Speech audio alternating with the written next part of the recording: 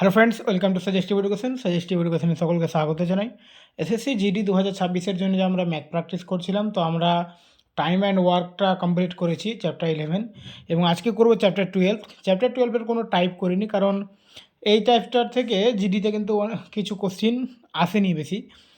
তো মাত্র 2025-এ মাত্র দুটা কোশ্চিন এসেছে, 2024-এ নেই, 2023-এও নেই, 22-এও নেই, 21-এ কয়েকটা আছে, 19-এ কয়েকটা আছে। ঠিক আছে, তো চলো আমরা শুরু করি। এটা একটা ভিডিওতেই শেষ করে দেব, পরে আবার অন্য চ্যাপ্টার করব।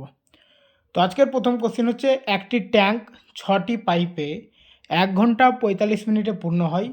যদি একই ধরনের মাত্র 3টি পাইপ ব্যবহার করা হয়, তাহলে ট্যাঙ্কটি পূর্ণ হতে কত সময় লাগবে? বলছে যখন 6টি পাইপ থাকছে তখন 1 ঘন্টা 45 মিনিট লাগছে। পাইপ কমিয়ে দেওয়া হলো, 3টি করে দেওয়া হলো, মানে অর্ধেক করে দেওয়া হলো। আচ্ছা, যদি পাইপ কমিয়ে দেওয়া হয় তাহলে জলটা তো কম যাবে, তার মানে টাইম বেশি লাগবে। তো যখন পাইপটা অর্ধেক করে দেওয়া হয়েছে তাহলে টাইমটা অবশ্যই ডাবল করতে হবে। তো 1 ঘন্টা 45 মিনিট 6টি পাইপে লাগছিল, তো 3টি পাইপে তাহলে ডাবল লাগবে, মানে 1 ঘন্টা 45 মিনিট আর 1 ঘন্টা 45 মিনিট। তাহলে 1 ঘন্টা 45 মিনিটকে আমরা যদি 2 দিয়ে গুণ করে দিই তো কত হবে? এদিকে 2 ঘন্টা আর 45 মিনিট 45 মিনিট 1.5 ঘন্টা, তার মানে টোটাল 3.5 ঘন্টা। তাহলে 3 ঘন্টা 30 মিনিট। ঠিক আছে, তো আমাদের অ্যান্সার হচ্ছে অপশান ডি। ওকে, একদম ইজি অঙ্ক, এটা কিছু নয়, 1 ঘন্টা 45 মিনিট ডাবল করে দিলে হলো অ্যান্সার। 2025-এ এসছে এটা। আচ্ছা, তারপরে অঙ্কটা 2025-এ এসছে। একটি পাইপ 36 মিনিটে একটি পানির ট্যাঙ্ক পূর্ণ করতে পারে। আরেকটি পাইপ 48 মিনিটে ট্যাঙ্কটি পূর্ণ করতে পারে, কিন্তু একটি তৃতীয় পাইপ 18 মিনিটে ট্যাঙ্কটি খালি করতে পারে। শুরুর দিকে প্রথম দুটি পাইপ 16 মিনিট সময়ের জন্য খোলা রাখা হয়, এরপর তৃতীয় পাইপটিও খোলা হয়, তাহলে ট্যাঙ্কটি সম্পূর্ণ খালি হতে মোট কত সময় লাগবে? অঙ্কটা একটু ভালোভাবে বুঝবে, খুব একটা ভারী অঙ্ক নয়, একদম ইজি অঙ্ক। অঙ্কটা বড় করেছে আর কি। তার যে দুটো পাইপ আছে, দুটো না 3টে পাইপ আছে, ঠিক আছে, 3টে পাইপ। তো আমরা পাইপগুলোকে এবিসি করে ধরেছি। একটা পাইপ এ ধরে নিলাম, ও 36 মিনিটে পূর্ণ করতে পারে। পাইপ বি যেটা হচ্ছে, ও 48 মিনিটে পূর্ণ করতে পারে।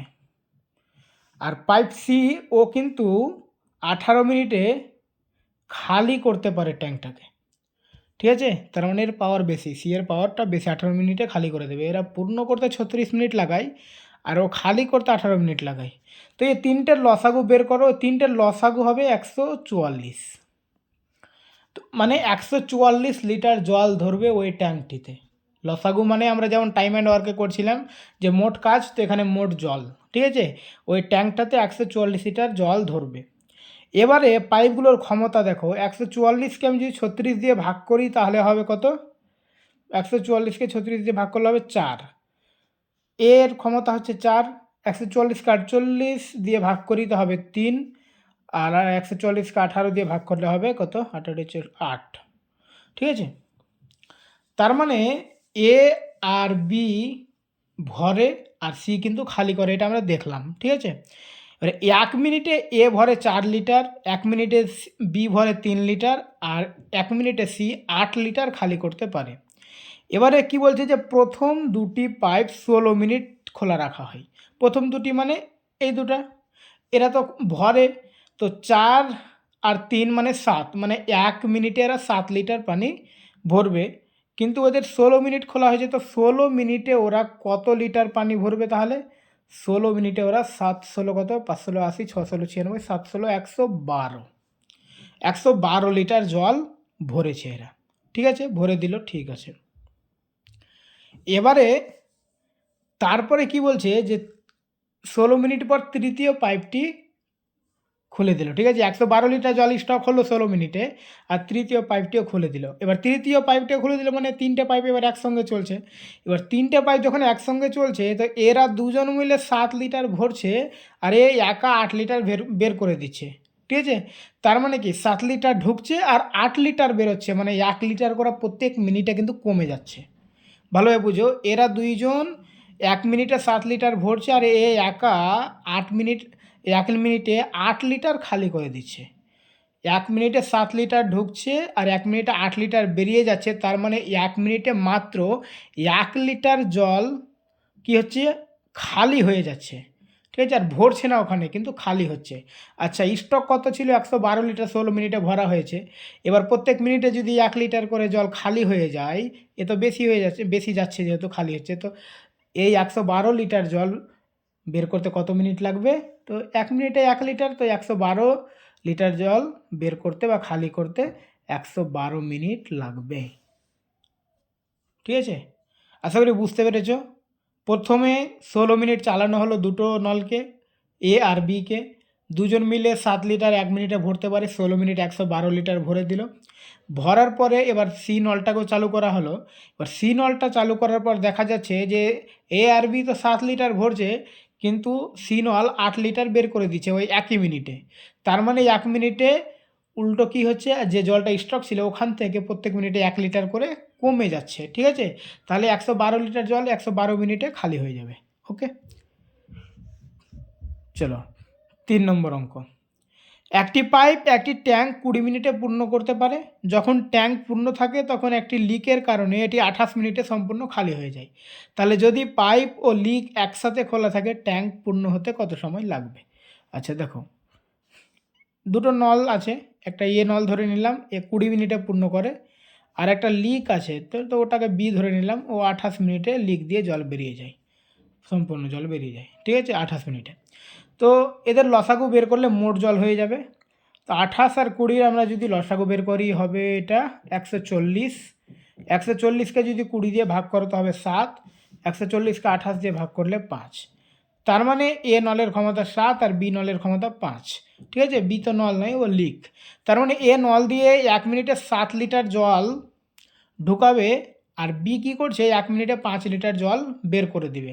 তো এ যখন 7 লিটার ঢোকাচ্ছে আর বি 5 লিটার বের করে দিচ্ছে, তার মানে স্টক কত লিটার হচ্ছে? 2 লিটার স্টক হচ্ছে। 7 litre ঢোকাচ্ছে R A B 5 litre বের করে দিচ্ছে 1 মিনিটে, তাহলে 1 মিনিটে 2 লিটার জল স্টক হচ্ছে। এবার 1 মিনিটে যদি 2 লিটার করে জল স্টক হয়, তো কতক্ষণে পূর্ণ হবে? পূর্ণ হতে সময় চেয়েছে, তো 1 মিনিটে 2 লিটার, মোট জল ট্যাঙ্কটাতে 140 লিটার মানে ওখানে থাকবে। ঠিক আছে, মানে 140 ধরবে আর কি, ট্যাঙ্কটাতে 140 লিটার। তো পূর্ণ হবে, অর্থাৎ 140 লিটার জল যদি ভরতে পেরে যায়, তাহলে ট্যাঙ্কটি পূর্ণ হয়ে যাবে। তো 1 মিনিটে এরা দুজন চালু থেকে 2 লিটার মাত্র জল কী করতে পারছে? ভরতে পারছে। তার মানে 140 লিটার জল ভরতে ওদের 70 মিনিট টাইম লাগবে। অপশান বি হচ্ছে অ্যান্সার। ঠিক আছে, এটা কিন্তু যোগ করবে না, 7 আর 5 12 হবে না, কারণ একজন জল ঢোকাচ্ছে আর একজন বের করে দিচ্ছে, তো জল মাত্র 2 লিটার থাকছে। ঠিক আছে, তো 1 মিনিটে 2 লিটার, তার মানে 70 মিনিটে 140 লিটার। ওকে, চলো।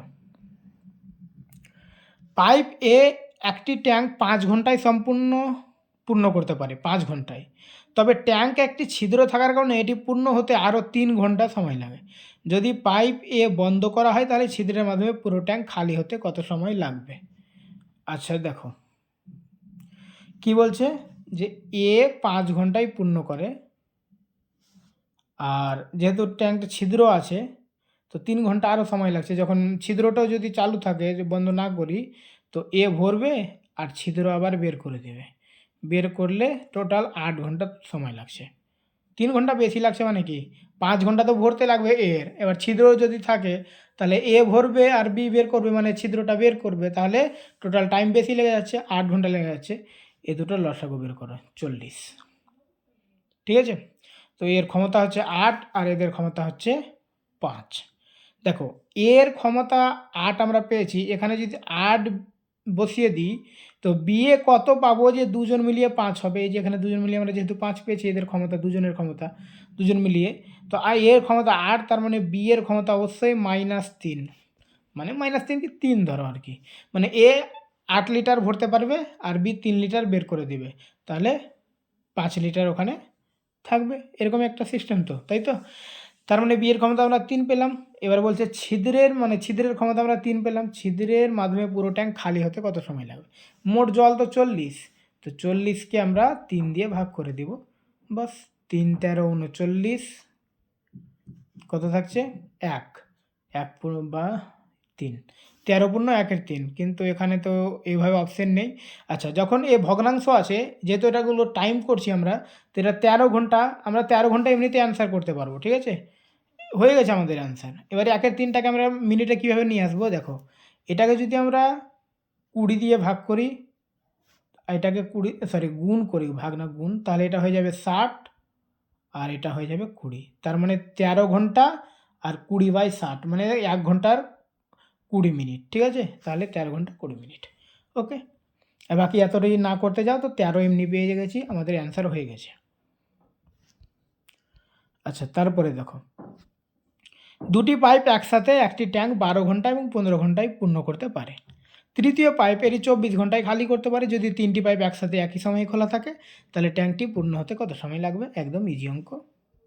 দুটি পাইপ মানে এ একটা পাইপ 12 ঘন্টায়, বি পাইপ 15 ঘন্টায় পূর্ণ করে, কিন্তু সি একটা পাইপ আছে ও 24 ঘন্টায় খালি করে।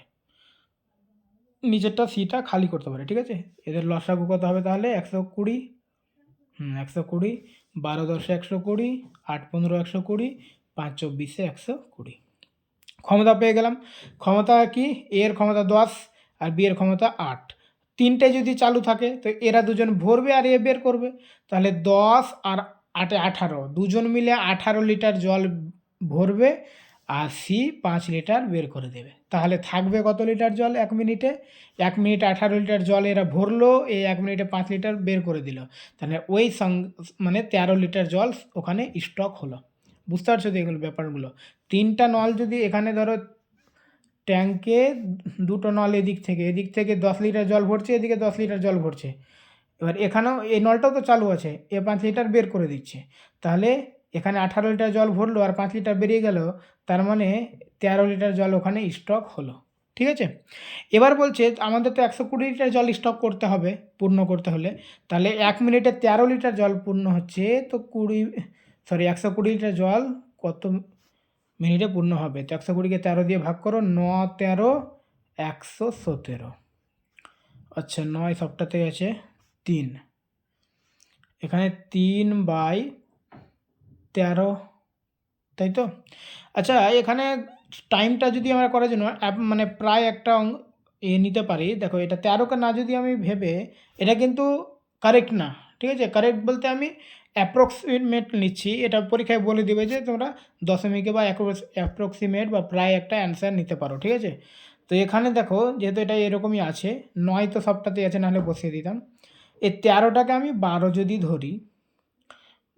যদি ধরি, তাহলে এটাকে 5 দিয়ে গুণ করতে হবে 60 নিয়ে যাওয়ার জন্য, আর এটাকে 5 দিয়ে, তাই তো?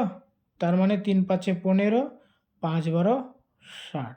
এবারে দেখো, এখানে কিন্তু 9 ঘন্টা আর 15 মিনিট পাচ্ছি, তো 15 কিন্তু এখানে নেই। তার মানে এখানে যে 12টাকে আমরা 13টাকে 12 ধরেছি, তো এটাকে একটু কমিয়ে দাও, এটা 9 ঘন্টা 14 মিনিট।